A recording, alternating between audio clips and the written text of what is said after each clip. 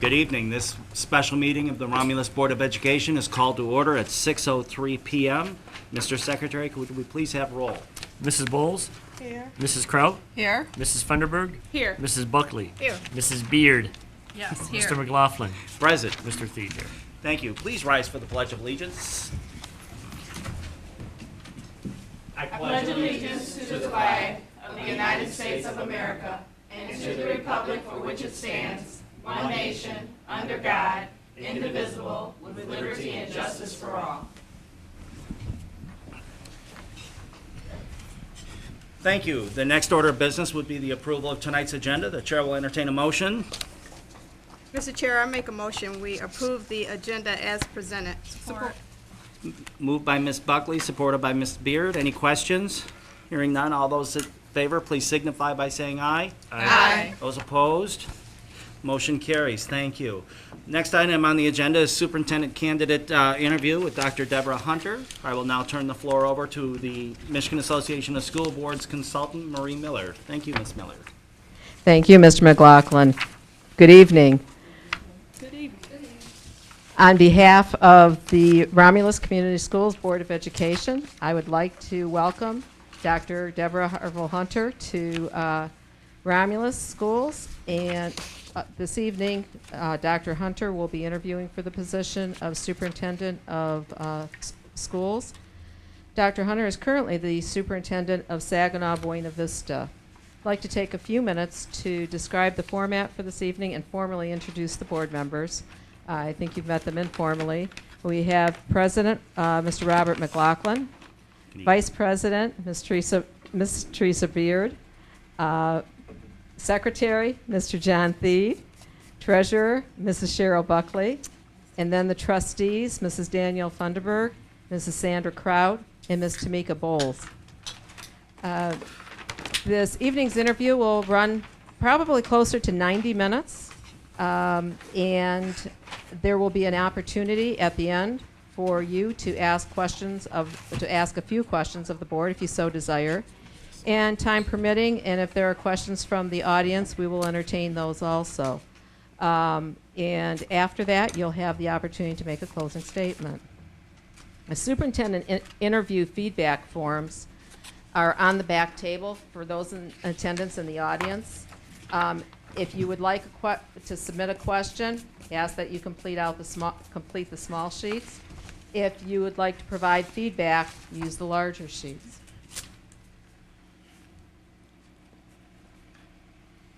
The question cards will be picked up by myself during the course of the interview, and I will review them to make sure that they can legally be asked, and then submit them to the Board of Education for consideration.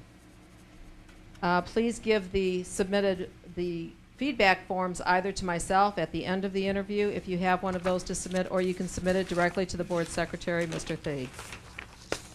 The Board will consider the comments if the form has been signed. The task of choosing the next superintendent is the responsibility of the board as representatives of the community. The board appreciates and seeks the input of staff and community in the process. While the board is not seeking recommendations as to which individuals should be hired, they are seeking your input as to the strengths and concerns about each of the candidates. Please keep in mind the issues the board will use as a basis for their hiring decisions. They are printed on the bottom of the form. Also keep in mind that this form is considered a public document once it is received by the Board of Education. Another task I have this evening is kind of acting as a timekeeper.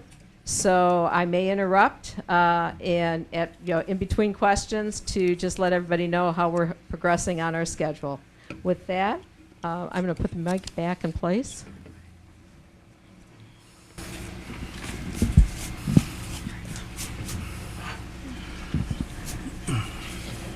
Testing. 1, 2. Great. Welcome again, Dr. Hunter. I have your first question. Okay, thank you. Well, we have had the opportunity to review your resume. Our audience has not.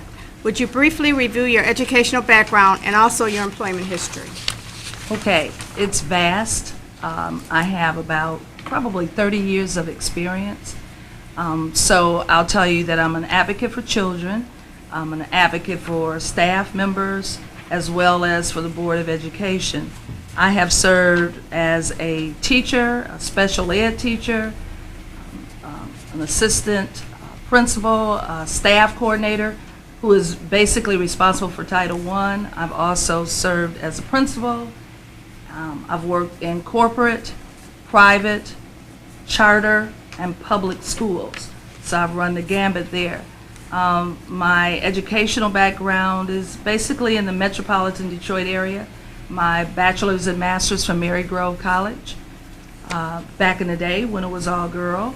And then I also got my doctorate from Wayne State. So I'm like wrapped up in that time capsule. I could do whatever you need me to do, I think, because I've been educated really well by people that have cared for me. And so that's why I want to care for others. What else could I say? I've been, I said principal. I've been in Hazel Park. I've been in Oak Park. I've been in Flint and Saginaw, and also Detroit Public Schools. I know Wayne County very well. My sister-in-law lives in Belleville. I have friends in Canton. I have done the airport numerous of times, so I've done my research to the degree that I went to the library and did some studying on Romulus. So I kind of feel like I probably am comfortable with you. So that told you about everything that I've done educationally and all of my jobs. I've also served as the president of a national organization, which gave me lots of experience. And I brought along with me the wind beneath my wing. That's my mom, and she's sitting over there. One of the reasons I brought her is because in reflecting back on how this thing all started, it was my single parent mom that made sure that I did my homework, went to school, got my scholarship, went to Mary Grove, the whole gambit. And she's with me because when I'm up in Saginaw, I miss her really badly. So we did the turn and did Wayne County. And lastly, I'll say that my mom went back to school to become a teacher after she had made certain that I had done my thing. So I'm really grateful that she's here. I love you, Mom, and you get to meet my mom. I think that tells all Nice to meet you. to your question. I think if I miss something, maybe it'll come a little later. It's fine, thank you. Okay. The next question, why do you want to leave your current position and what attracted you to our school district? Okay. Why do I want to leave my current position?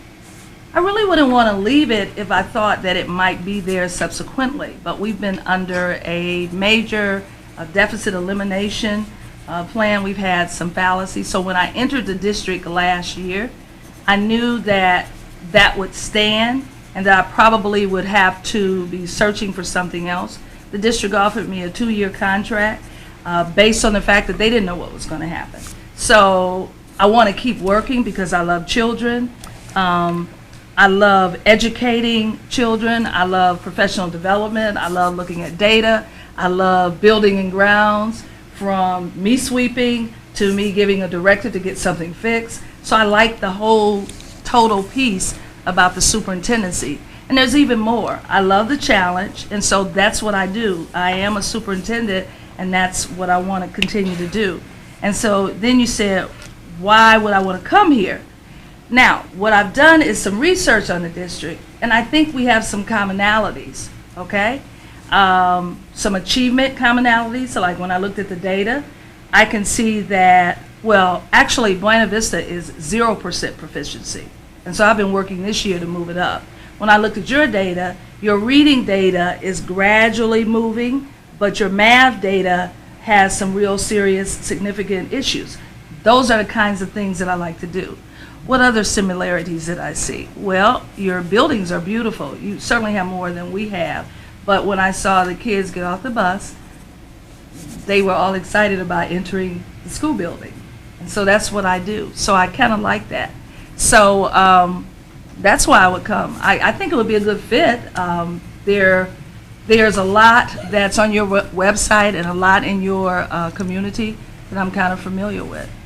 I got a little confused with the board president and the vice president and the pictures on the website, but I get it now. So it's cool. Yeah, yeah. I can't tell. We met in the hallway. Yeah. Yeah, but I think I could get along with people and, you know, kind of get comfortable with the situation. If we're a good fit, if you think I'm a good fit, and I think you're a good fit, I think we'll be fine. Dr. Hunter Harville, our community expects its superintendent to be an active participant in all school and community activities. How would you balance your time and place priorities on these activities? Well, I have to use my phone to put in calendar events, and sometimes I need assistance from my secretary, but I've gotten really good with it. And so, first of all, you look at the activities, because I think that one of the things that Romulus is really big for is community. So I know I would have to be visible and be at all of the sports activities, as well as be at Wayne County RESA for academic meetings if need be, as well as visit buildings, which I'd love to do. I'm a teacher at heart, so having meetings with teachers on the elementary level, the middle school level, the high school level, to see what their needs are, I think I'd be able to do that. So you kind of coordinate it all. You meet with the union president, you have to meet with board members, either individually or no more than 3. So I know how to do that. I've learned how to juggle the schedule. Technology has been really good to me, and it keeps me on my toes. It'll alarm me that I need to be somewhere at a certain time. So that's kind of how I would juggle that. And I take my vitamins, Melaleuca, and I just kind of hop around and do what I have to do. Thank you. Okay. I have your next question. In the development of a budget, what major goals and objectives do you establish?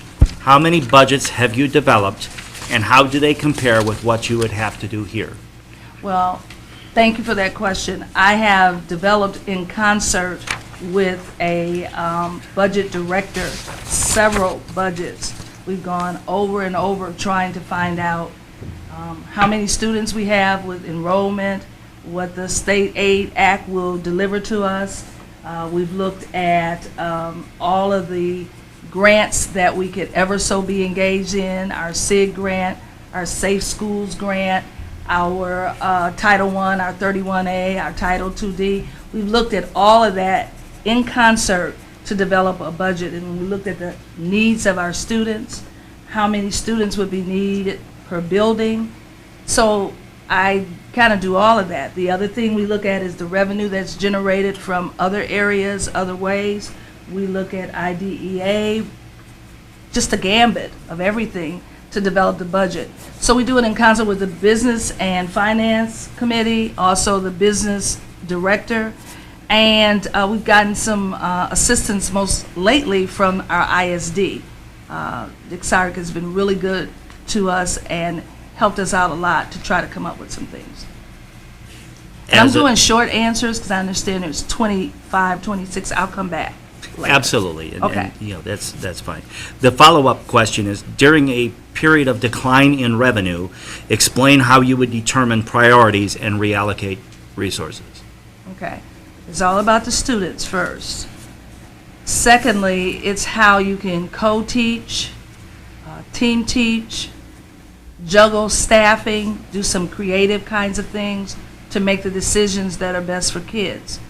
I think that it's a community school district, so when we talk about extracurricular, you might have to see those kinds of activities happening after 4, and they might be music appreciation, or it might be choir, but then from 4 to 6, those parents would know that their kids are in choir. So you look at those kind of avenues if you have to. Quick answer. I'll come back because I'm not sure. Is this enough detail, or are we good? All right. Okay. I'll come back. But that's, you just look at the needs of the students first, and you also look at those teacher certifications and see how you can juggle and put someone 0.5 here and 0.5 there, or, you know, what is it that you can do to make it work for the district? Yes, Dr. Harville, please share with us your philosophy and experiences in collective bargaining. Good experiences there. My mentors in that way are Clark Hill, and Associates, and that's partly because our contract expired for our teachers in June 2013, and our academic deficit is so horrible, the board decided that they wanted to have Clark Hill to work with me for negotiations and to set up the particulars of what we need. With SEIU, we were able to settle that contract without necessarily having Clark Hill to do all of the work. But you start off, what I did was when I started off in the district, I had luncheon meetings with, the president and other members of various unions. And we started talking about what was needed, what they wanted, what they didn't have, the amount of money we had in the budget, et cetera, and then we went from there. I think probably one of the most promising meetings was the one I had with SEIU, the secretaries, because they felt really like nothing much had happened for them over the last 7 years. So we were able to negotiate them to be off more days during the holiday season, the Christmas holiday season. So you give and you take and you meet and you call and you talk and you keep it moving until you can come up with something definite. I have a follow-up question to that, and it is, what has been your experience in dealing with grievances? Oh, I do those really well when I have some. Here's how we do our grievances. They'll send the grievances to me, I'll review them, I'll share them with the building principals, they'll give me the feedback, I will look through the contract, and then I will in fact write what I think we should do based on what the contract language says. I also will call the attorney to find out if anything that I'm doing is not appropriate based on the language, because he may interpret it a little different, and because he's been with the district 5 years and I've been with it for a year.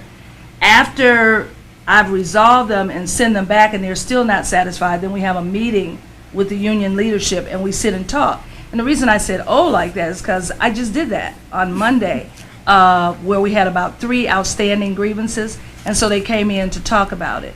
2 we were able to add closure to, but 1 I have to go back and speak to the attorney with.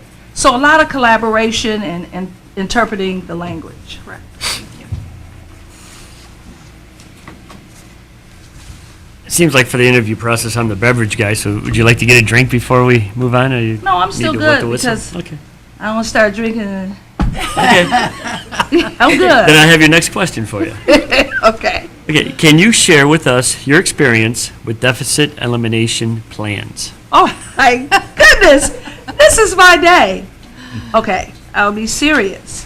Here's what it is. I have been working with the Michigan Department of Ed. We went up to speak with Mike Flanagan and the treasurer and everyone else, and they told us they weren't satisfied with the deficit elimination plan that had been submitted just prior to me coming in, and that we had a deadline to submit another one. And we worked to do that. And here are the issues. We had challenges with a decrease in student enrollment. We also had challenges with an alternative center going away. So here we are now with less money than we had. So when we looked at the budget deficit elimination plan, we looked at what had been done, what can we do to eliminate the deficit. So the last one that we submitted dealt with consolidating some schools. For certainly, that would give us the extra money and funding that we needed to eliminate the deficit elimination plan. So it's a series of meetings with stakeholders, the union at the table, the board at the table, myself, the finance director, and the persons that are helping us from MDE, as well as the ISD. And so we've had our time this year with the budget deficit elimination plan. And when you run out of money, you run out of money. And when you keep telling people that you need to make some changes, if they don't change it, then MDE will tell you what you have to do. So we're kind of at that status. But when I walked into the district, we were having the same issues and we tried to resolve them. So that's about it at this point until we wait to see what else the state will do for us. So I've had those experiences. But one of the ways you can decrease all of that is to consolidate and to narrow what the issues are, financial issues are, before you get to a certain point. Okay? Hello. Can you please give an example when you were especially innovative with business partnerships or grants? We try to do that as much as we can. I would say with Next Year in Saginaw, we facilitated a lot of collaborative meetings and told about the needs that some of our children have, certainly their coats and shoes. And one of the pictures that you'll find on our website deals with Next Year giving us a grant to buy shoes for our students at the holiday time. That was one of them. Another one is the partnership we have with Saginaw Valley State University, where we have our professional development sessions at Saginaw Valley versus in the high school or something of that nature. So we've utilized it in that kind of a way.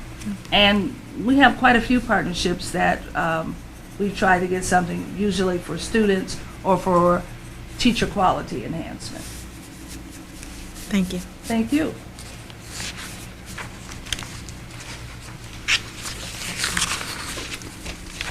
I was doing my notes, sorry. As superintendent, what do you see as your role in promoting student achievement? I think it's a huge role, especially as school districts have decreased in enrollment, and I think the superintendent needs to be an instructional leader, a business savvy leader, one that knows building and grounds, and one that knows everything. So what I would say about student achievement, and I brought some things, and I hope I'll have some time to share some things, but my big piece for student achievement is if you're here, you have to go up to the top if you use rigor, and if you focus student teaching toward the students. You give them the information that they need in terms of instructional best practices. And that's what I did all year long, talked about Marzano's 9 instructional strategies and how we would use them in the classroom. So that if we started using them in pre-K and took them to 2nd grade and took them to 4th grade and 8th and on up to 12th, every student in the district would perhaps know how to use Venn diagrams effectively. The research says that when you use Venn diagrams effectively, consistently, that students' critical thinking happens. They start to think of ideas, and they start, even before taking a test, they make their Venn diagrams, their 2 circles, and whatever in the middle is what's the commonality. And so you have all of these answers, and it helps you to think better. So student achievement is something that I would like to think that I do well and that I transfer over to and that I pick up from teachers, and I keep learning as a continuous learner too. Okay? Okay, thank you. Thank you. I want to do a follow-up question. How has your leadership improved the success of students in your present district? It's been great. It's been great. We had some achievement gains with our 4th grade students and our 7th grade students. And any incremental gain is better than no gain at all. And so what we did a lot of was the use of the Venn diagrams and a lot of writing, and that's where our scores went up. Also, for 11th and 12th grade students, we invited Wayne State to our district with the KALES program, which is that 6 to 8 week preparation for those 10th and 11th grade students, or even in some cases 12th grade, so that they can prepare for the ACT testing. And the kids that go to that program on a weekend basis, and they went for 6 to 7 weeks, their ACT scores climbed from like 18 to 21 or 22 or 23. And that's the Wayne State KALES program. So we believe much in that, and so anytime we can get kids excited about achievement, we do that. And the other thing, and I just got this news when I was looking at my phone outside, our students took first place today in the Law Day debate and playing plaintiff and defendant role. So we've been doing a lot with critical thinking, and with everything else that's going on, we're still pushing achievement. And right away, I sent them an email and told them congratulations and that kind of thing. So. Thank you. Have you ever had the experience of eliminating a program that was no longer working or the district could no longer afford, but was still loved? How did you handle the situation? Well, that happened with a band program. Who wants to give a band? No one. But we didn't have the money. So we talked about having maybe summer school band camp, or having some persons come after school and work extracurricular to help us, to keep the kids there, and to keep the kids interested in and motivated about music. In these days and times that we live in, it's hard sometimes to maintain a music teacher. Now, I'm going to make the assumption that you probably have a band because the basketball team just won, and you're still thriving and all of that. So you got to have the band, the boosters, and everybody to help you to keep it going. And you have to be out there with them, because if they're out there alone, it's like you're not interested. So even when you dash out of a board meeting and you got to run to the game to show your face in the place, and you just keep doing it. But you don't smother it and put it in their faces, but you just keep trying to work programs like that in another way. It's just so many ideas and ways to be creative with cutting.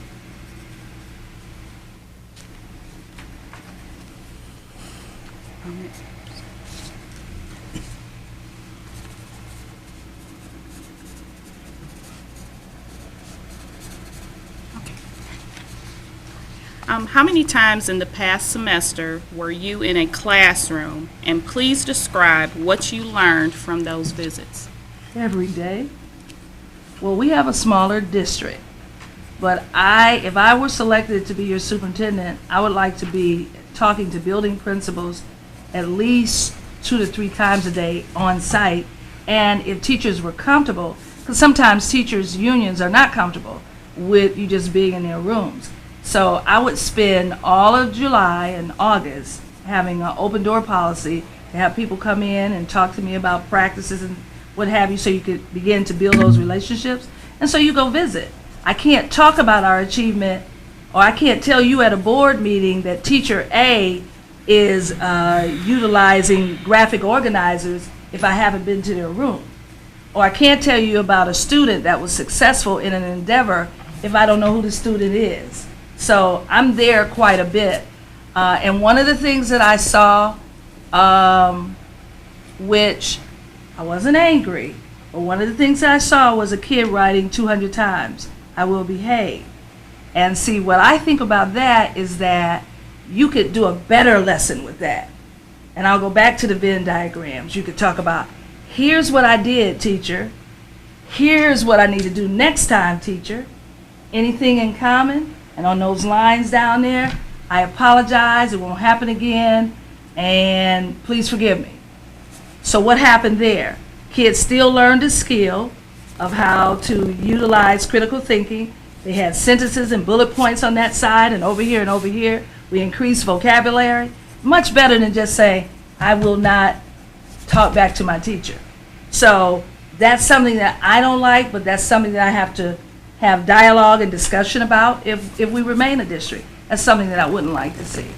I'm sorry, that's just my posture. 30 years ago, maybe yes, but kids now, I'm not sure that I want to do that anymore. Okay? Thank you. Student achievement is very important to us. What action would you be responsible for to enhance student learning? Please give us examples of how you have addressed the achievement gap in your current district. Okay, thank you for that question. Student achievement is very important to me. Here's how I start off. I look at all of the data. And so I'm going to make the assumption that every principal analyzes his or her data. And if they don't, here's what I'd like to do in July. Talk about how we could do that. First of all, data doesn't lie. It is what it is. So you enhance it and you put it on the walls so that you can own your data. I got 36% in this reading area of recalling facts. now we're going to look at some strategies that you utilize for how kids can do better in that area. So I would take it and I would have the 5 areas that need to be improved in mathematics, in reading, in writing. And let's post them, let's talk about them, plan to talk about it at professional development, bring in some strategies, more of the Marzano, but it's more than just Marzano, but Marzano works just about on everything, okay? And we would have professional development on that, and from there, we would start talking about it at staff meeting when school starts. We talk about it with kids, we ask kids to own their data. If last year you got 32%, is it any way possible you can get 52%? You could have achievement assemblies. You also, the other thing that I did when I was in Detroit Public Schools was I was a Malcolm Baldrige teacher and administrator. And Baldrige is all about data. So if you start on the bottom and you find out what it is you need to improve, if you own the data and there's monitoring, frequent monitoring, like I'm in and out of classrooms, principals are in and out of classrooms, we talk at staff meetings about some best instructional practices, then in fact it begins to come together. It is a process. It's about looking at the issues that struggling students have and really honing in on what you can do for struggling students. They obviously need more than students that don't struggle, okay? And I brought some materials with me that I'll share later, but that's the kind of thing I do with data. So we eat it, we own it, and then we talk about how can we improve.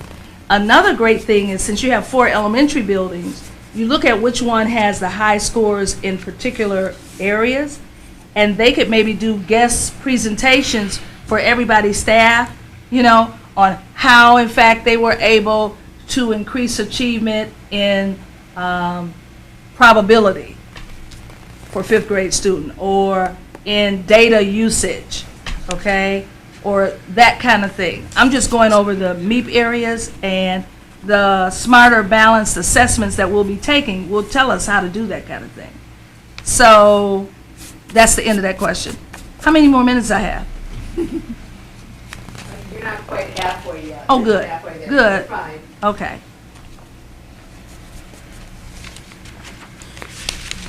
Okay. My question for you is, what is your expertise with current technology? That's pretty good. I can operate Google Chrome. I do well with you know, the regular Word. My phone is a Apple 5, and I have my iPad, so I can do the basic things. I can send you an email all the time. I can do a lot of research, like if I leave this interview and you say something to me that I still think I don't know enough information about, I'm going to put that up in the subject area, type it in, boom, it's right there. I type my own letters. I don't rely on my secretary to do everything for me. I can do that kind of stuff myself. And it works out, particularly when you're doing human resource kinds of things or contacting the union and that kind of thing. So I'm pretty good with technology. I'll stop. Okay. Okay? All right. I'm decent with that. Well, we have a follow-up to it Okay. then. So it would be, what is your idea of the classroom of the future? Oh, that's a good question. Okay, classroom of the future. Certainly iPads, probably be something else by then. The thing about iPads that disturbs me is you can't take that flash drive and save anything. So I always want to keep either a laptop or the old-fashioned desktop. Probably I'm more of a desktop user because of my vision, you know, like I need to see it. What else? You've got the whiteboards. I would have, that's a good one. Some more things that kids need. What are they always talking about? Mostly the screens and what have you, so that we would be able to talk from this building over to another building, or a building in another country, or things of that nature. And I didn't do a lot of research on technology. I should have, but I'm telling you what we have. We use our whiteboards and our projector screens and all of that. So we do well with it. Thank you. Yeah. Okay, I have the next question. I believe you answered some of this already, but what is the role and the importance of extracurricular activities in an educational program? Well, I think it's really cool. Now, because this is my first interview, I didn't really try to look for a contract and see what's what, but I'll bet you that you have teachers that would do extracurricular teaching. Now, these are the things that I think would be cool. We need home ec again. If you still have it, kudos to you. We don't have it, because most kids don't know how to sew hymns, okay? I think we need the whole music piece to continue to thrive with us. Extracurricular activities are what I really believe in. Spanish. I'm thinking that after school hours, after their regular working day, there may be some teachers that have hobbies where they could do extracurricular kinds of things. For that matter, it could be board members if they had time, and I understand that you have your regular job. It could be quilting with the superintendent. It could be all kinds of fun things. So you have nights where people come in and do those kind of activities with you. So extracurricular is cool. But I think you have a lot of extracurricular from what I could see. But again, I'm not sure if I'm current and up to date. But I'm open to anything. And I would ask students what they want to see, like photography classes, you know, the cheerleading and all of that goes on. But I'm just saying, some kids really would like to become a photographer. Or ROTC, if we don't have it in the regular, you know, curriculum core content of the day. Those are some good extracurriculars. Was there another part to that question? Nope. Okay. Please share with us your experiences in working with all special needs students, and have you developed alternative methods to deliver services to meet their needs? Thank you for that question. I think I forgot to tell you that I was a special ed director too in Hazel Park. And it was very, very rewarding because we had center programs and we had general ed programs all in one building.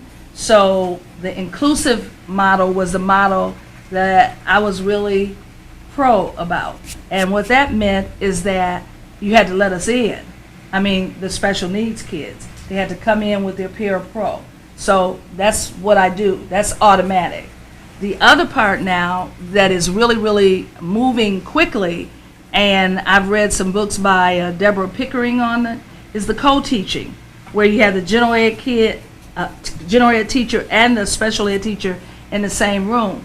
And I don't want to hear anymore, oh, I can't teach them kids, because they're all our kids, okay? So that's really another part about Deborah Hunter Harville. I believe in educating all children because it's their civil right. And if they're special ed, all the more. I don't want to put them out there and have people like gawking at them, but I want to make sure they're in a comfortable environment. I want to have conversations with the general ed students about it's okay. And it's good to learn what the world looks like, the global society will look like. And so that's where I am with that. Can you share with us any methods of accountability and motivation you have initiated successfully to ensure the delivery of a quality instructional program? Yes, my principals, our principals have to monitor and come back and share at weekly principal meetings, which are after school hours, okay, about what's happening with the data. Have you been in and out of the classroom? Are they honing in on the skills that we didn't do well on?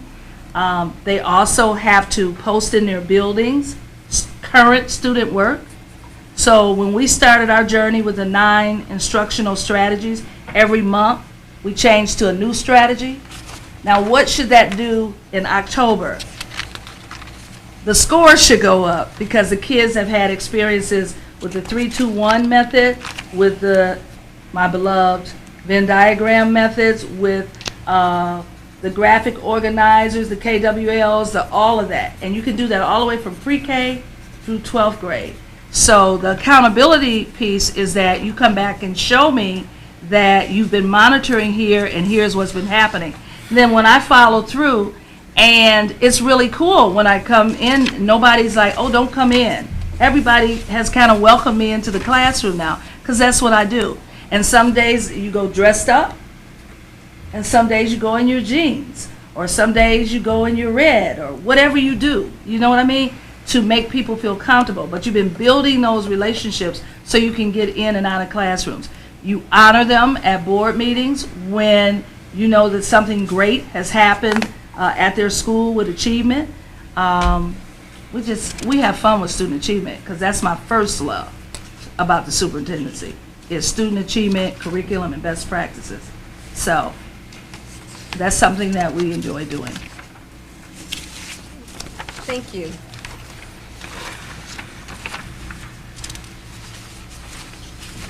Describe your past relations with administrators, teachers, support staff, and their unions. Okay?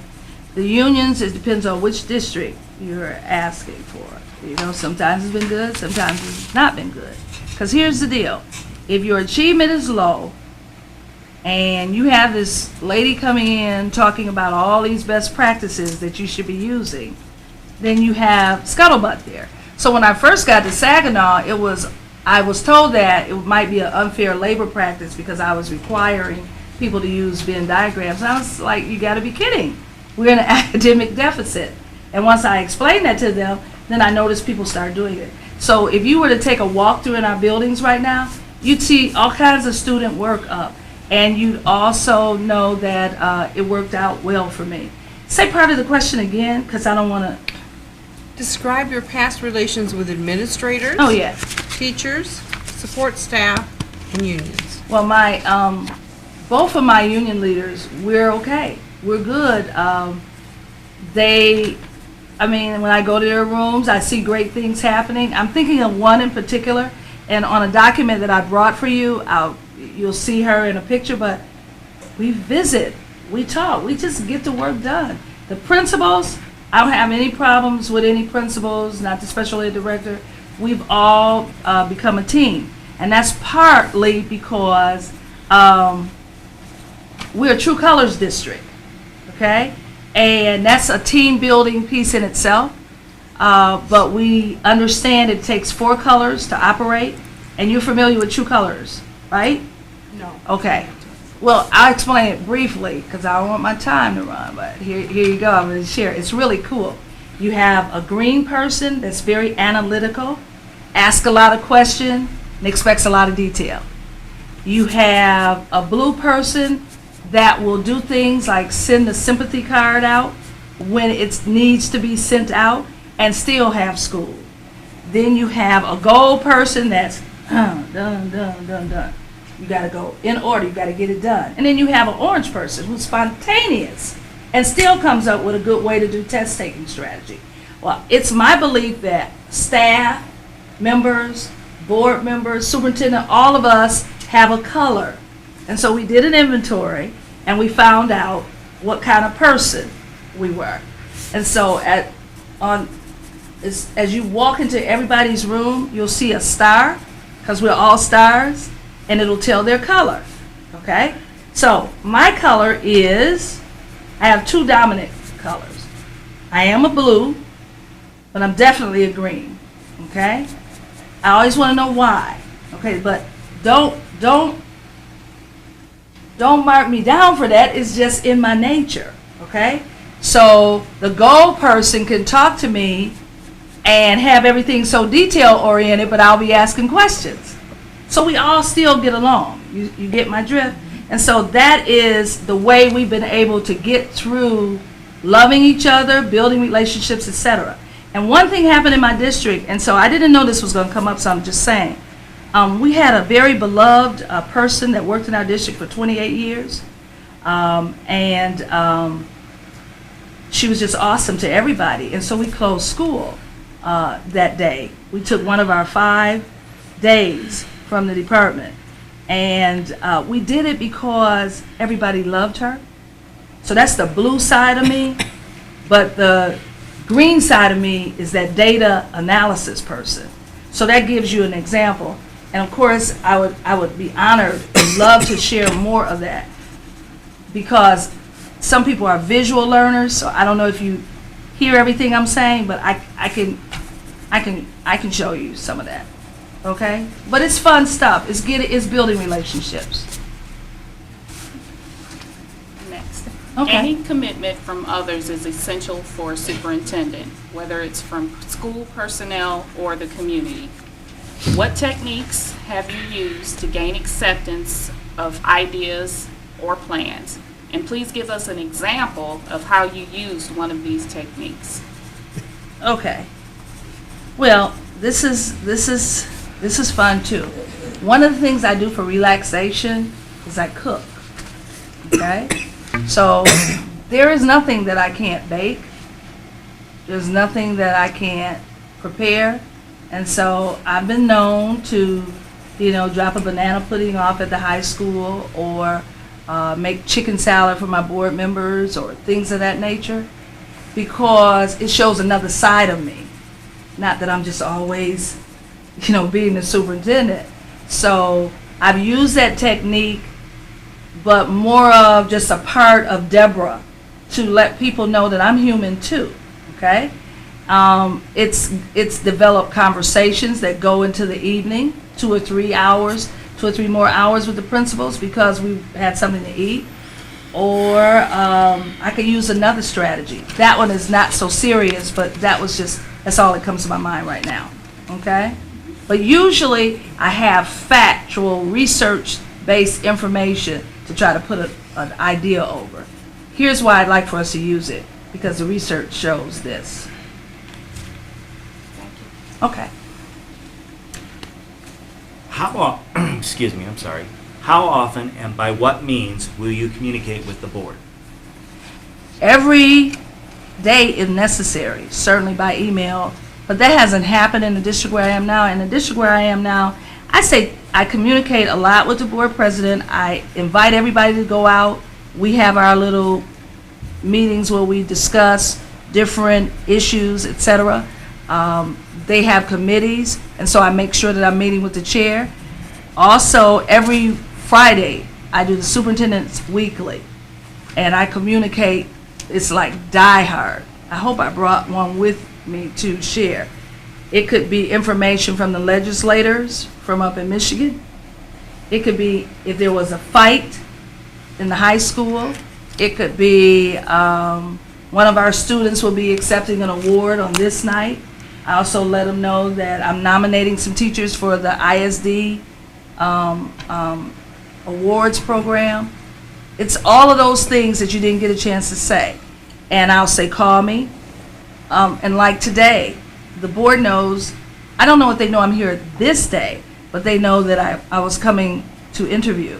And so I shared that with them. I don't hide anything. I'm really transparent. Because I think that it just makes more sense just to say what's going on.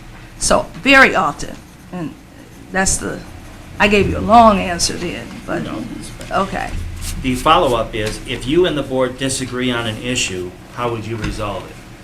Ultimately, whatever the president of the board says has to be it. I've had that kind of experience too, but it's up to I work for the 7 board members. So I'm like your worker bee. I give you what the research says. I tell you what my experiences have been. I tell you what maybe other school districts have done. But it's ultimately the board's decision to do A, B, C, D, E. So that's how I have to resolve it. And, you can work on it once or twice, but when they finally say no, it's no. So you just keep presenting the facts and whatever, you know what I'm saying? That's how I have to do it. They're the elected officials. Thank you.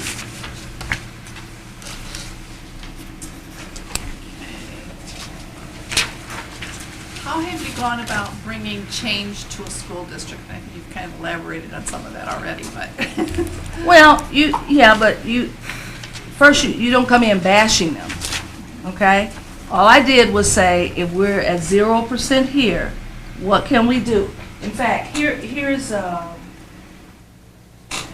Here's something that I believe in wholeheartedly. I'm very research-based. This is my Bible, okay? So for summer school, I've ordered a copy for everyone. Now, I've read this book 3 times, Good to Great. I tell the story to my principals all of the time. Believe me, at the end of the year, some people will be off the bus. It may be me. I don't know who it is, okay?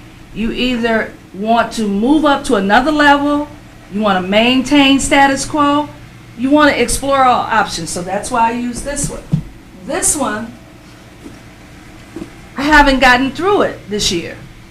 Once I get to a certain level, how do I sustain it? How do I stay there? Okay? So these 2 books are something very important to me, and my staff will receive a copy of it because that's how you do that. That's one way. Professional development, book studies, relationship building, meet me here, let's talk about this, that kind of thing. Again, giving short answers until we come back. That's fine. Okay.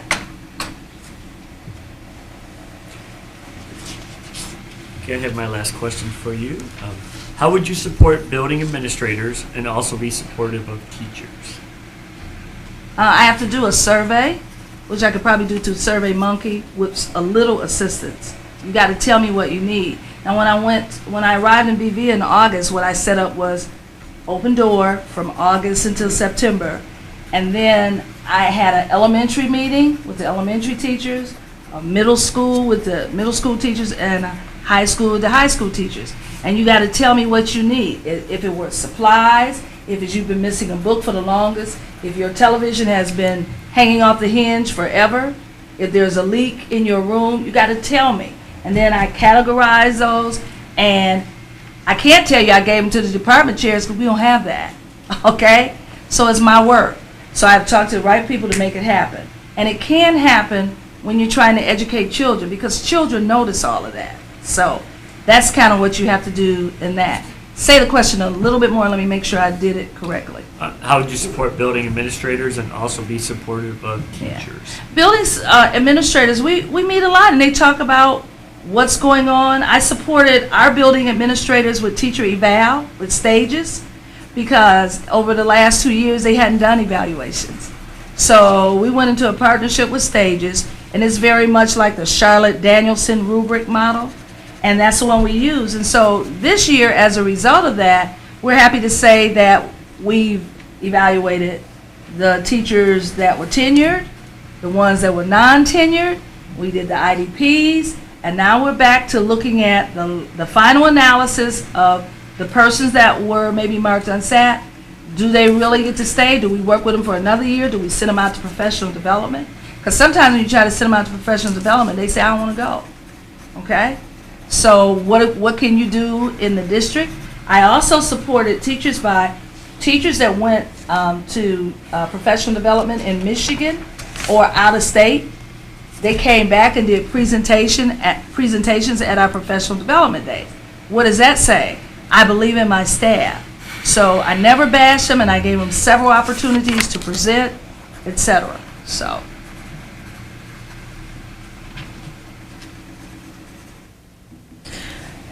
How do you communicate with staff and community? Through the, I forget what you call it, you know, that voice thing that comes, you get on there and, hi, this is your superintendent. Yeah, we do the robocalls. We send out communications when we have information to send out by way of a newsletter or by way of flyers. We have a monthly superintendent dialogue session where we talk about whatever you want to talk about from 6 to 7:30. One time the focus was school consolidation. I had about 3 parents. They didn't want to talk about that. They wanted to talk about how do you get my kid into Delta College? Why can't my kid be accepted at Saginaw Valley? So we changed the script. We have an agenda, etc. I communicate with the union by way of emails, but sometimes, at one point they were sending so many, I asked them could they just drop me off a hard copy, because, you know, I don't have like a deputy or an assistant, and I don't want to get in trouble. By trouble, I mean, I don't want it to be said that I didn't respond to them. All kinds of ways, church, faith-based programs. We've done a lot of that. We've been in the district so that we could speak on Sundays at various churches. The civic organizations that are around, City Hall. I've been to the township speaking about the district. I've covered the map, but we've had a good time doing so. Yeah.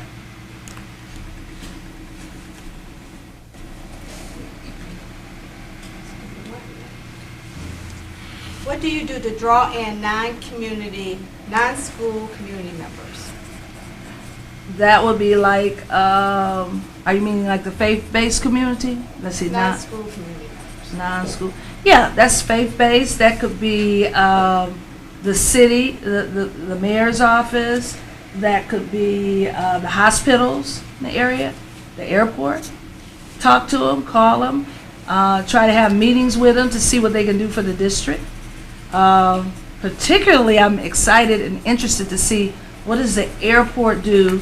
I know about the tax piece, but what else do they do here since we all land at the airport? So we could do those kind of things as well. You make appointments to meet everybody, and you go out and you could ask. You go to graduations. When kids are graduating, you go to the little open house. It's all of that.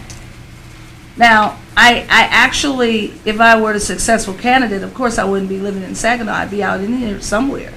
And so you'd have, because I leave a board meeting at 10 o'clock, I wouldn't be going to Saginaw. I'd be like sleeping here or something like that, So you have to manage your time.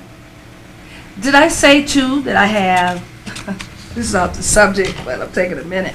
I have 2 children. Did I tell you that?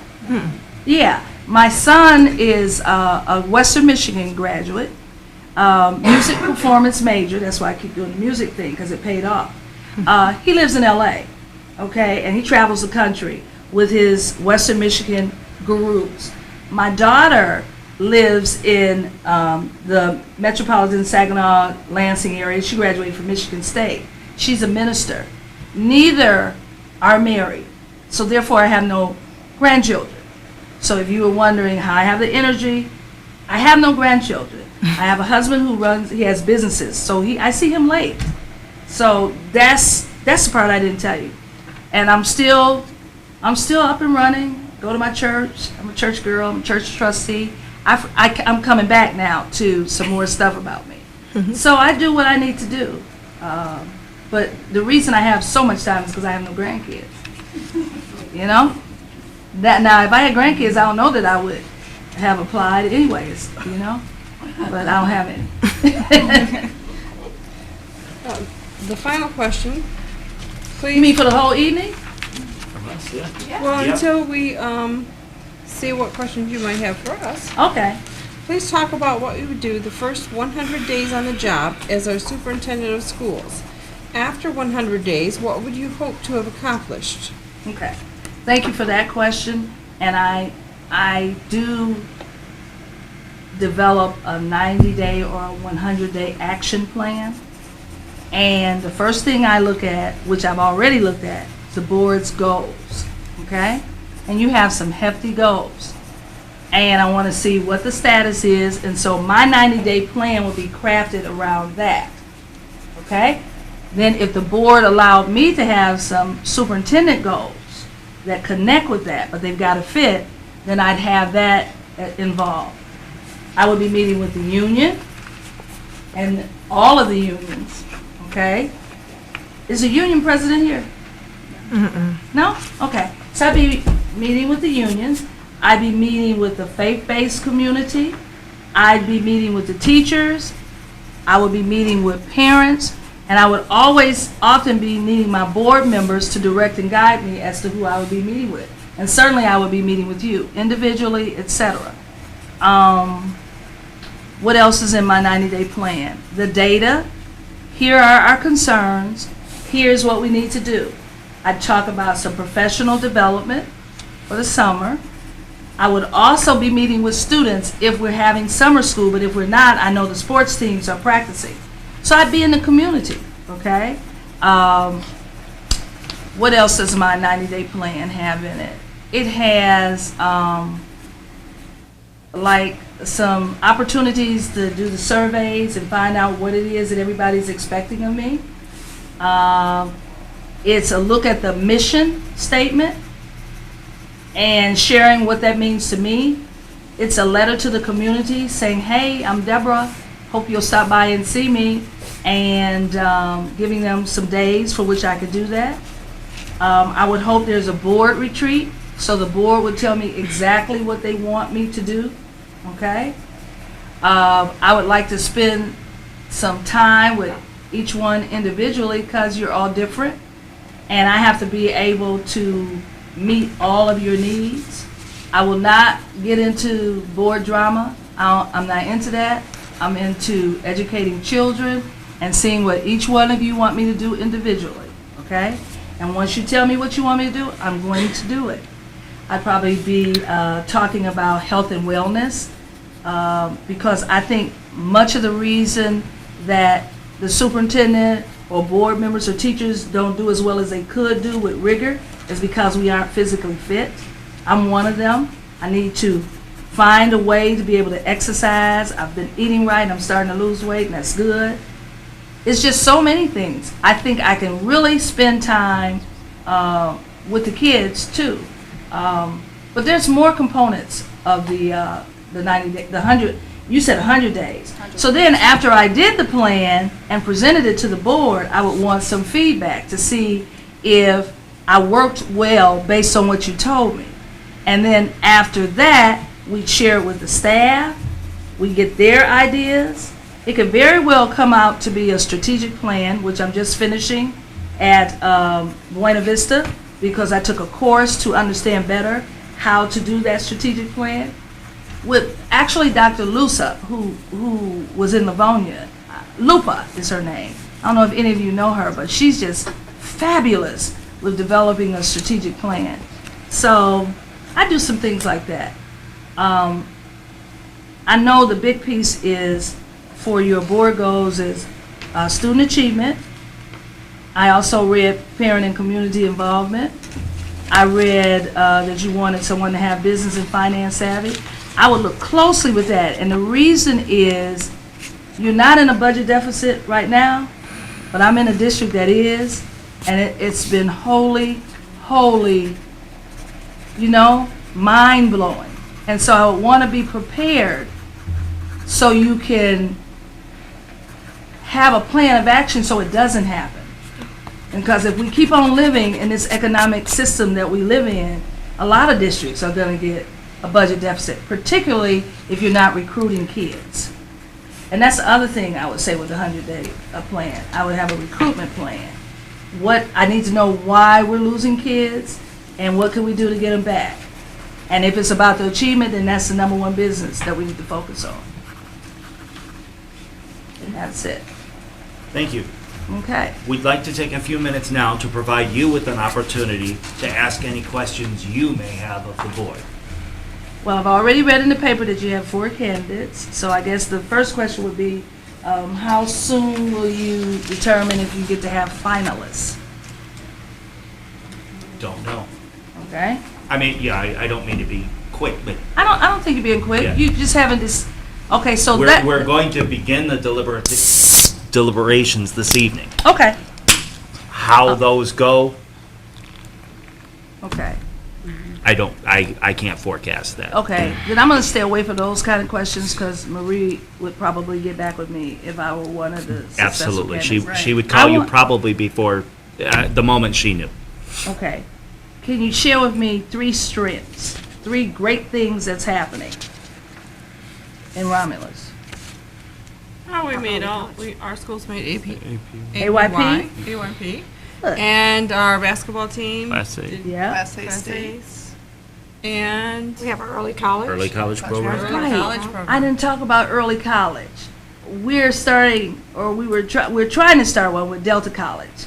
So I hear you on early college. and how advantageous that's going to be. And we know about how our 31A funds can help us to, help make certain that the kids are there. So that's good. If I were the successful candidate, 3 weaknesses or challenges that you have that you would want me to work on. I would say, I called it student enrollment, declining enrollment. Budget deficit, and I called it bell ringing, letting the community know the positive things we do, the public relations, marketing, community involvement. It's all kind of one umbrella. Right. Okay, so those 2 things help me if I were successful to come back with a 100-day plan to show you the kinds of things that I would be able to do with that. And then, once I have that part of the vision, then I would include and ask staff to help me. And I'm sure they would want the superintendent to be successful. And I'm sure they want the district to thrive and all of that, so I think that I could get people to buy into that. So those are the questions that I had to ask. I'll leave the rest alone. I can't think of any right now. May I share some things that I brought? Is that appropriate? Okay, so I I'm just brought looking at her one. because she's timekeeper. How much time do we have? You got about 5 minutes. Oh my goodness, I won't be able to share it all. Well, this is what I pulled together for you. This is my teacher. I have one for each one of you. And I'm going back to be busy at work, so I brought a thank you letter for you as well. And what this is that union person I was telling you about that we work together. But here is a compilation. This is some snapshots of my performance portfolio. Some of the things that we did in the district. So you can see my work, okay? And some of it, my work is not done alone. I do it with people helping me, because that's the best way. The other thing I didn't tell you is that I have, here, I'll just start passing it. I have been writing for the Michigan Banner, which is a paper up there. Is that okay? Yeah, that's I fine, didn't ma'am. mean to throw Oh, it like you're that. fine. The Michigan Banner allows me to write about the community. So what they did was, in fact, they gave me a chance to be able to tell our story. And so that's what I've been doing. There's some not so great things happening in BV, but I came in and gave it the best shot I could do, and now there's some good things as well. Here's what I do in free time too. This is becoming a great high school, moving from good to great. This is, the foreword is by Robert Marzano, who is my favorite with the instructional strategies. This one I read to see if I'm on point, to stay on schedule. This one is called The First Year Experiences of Successful Superintendents. Tells you more about budgets and all of that. And here is where I brought these for you, and I'll just take them out. I'm not gonna be able to do this in my 5 minutes, okay? You're fine. But I did do a PowerPoint about what I saw in the district, okay? And so it looks like this. Now, I'm not trying to give you homework. I'm just saying, if I didn't say something, you can go and look and see that I did the work. I have done it, and I did this in a short period of time. So what I tried to do was do like this, okay? And in there, I'm sorry. You're fine. Okay, good. Good. It's almost over, and we'll be fine. Here's what it is. This is the PowerPoint that I did for you as I looked at the district and thought about some things we could do for the district, and I ran out of color ink on some. Here's your data, your enrollment data and the graduation rates and all of that. So it was me that had a homework assignment, but I was going to walk up in here and not have something to give you, okay? So that's 2. And a closing statement. In the beginning, you asked me, why would you want to leave your district? I answered as best I can. I gave you the right answer, but I just think this would be fun. I think it would be challenging and something that I could do. And I don't mean fun in a silly way. I just mean fun to increase enrollment, increase achievement, I just think this part. etc. Here you go. Thank you very much. Okay, everybody got it? Yeah. Okay, so I just want the experience to really let hone my skills. And I do believe that I don't know what's going to happen within my district. I told you that in the letter. I was real candid. I don't know if we'll be there next year. So I had to start interviewing to see if I can be somewhere else because, again, I'm not ready to retire and I don't have the grandkids and all of that stuff. I won't bore you with that again. But I would love to work in your district and get to know your staff and move us. Probably you're good or maybe you're great. So whichever you are, I'd like to be able to sustain that and work with you. So I guess that's my closing statement. Okay? Very good. Thank you. So good. It's good to see you all. Thank you for making me feel comfortable. And we'll go from there. Okay? Thank you. And Deborah, I'm just going to finish this one up. Okay. On behalf of the board, thanks you for your interest. And as Mr. McLaughlin had indicated that they will complete the interviews this evening, and you'll be contacted by me with the results. Okay. You mean Okay. either way? Either way. Oh, okay, good. Great. I appreciate your time. I really do. That's for you, Mrs. Miller. And the right thing to do is to just shake your hands as I exit. So I'm going to do that. Thank you. Thank you. Thank you so much. Thank you. Thank you. Thank you a lot. Nice Okay. to meet you. Thank you. Thank you, sir. Okay? Thank you, Vice President. Very nice to meet you. All right, good to meet you, sir. Take care. All right. Have a safe and blessed trip. Okay, we'll be good. I ain't talking about coming to work. It's okay. It's just too much. That's my student achievement. Okay. Yeah, I want to stand in that. Yeah. We are in recess until 7:45.